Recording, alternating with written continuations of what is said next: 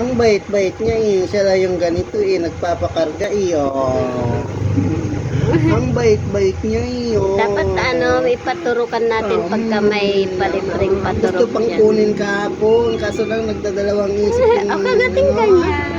Oo, no. Baka kalmutin daw yung anak. Oh. Marami daw daga doon sa kanila. Huwag di mo yun kaya, malalaki ang daga sa kanila. Oh, nainggit naman yung isa. Oh, ayaw, nakita mo na. Ayaw na mo ninang. Ayaw mo naman magpakarga. Ayaw na sa'yo. Ayaw ko sa'yo. Gusto kay Pukdule, Pukdule.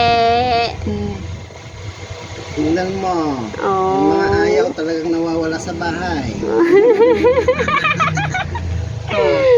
Ito, mabait to.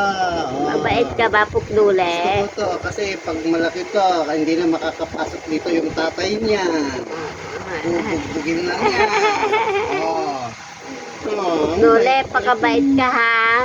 Mabait to, tingnan mo. Kahit naapakan, hindi siya, hindi siya nangangalmot na.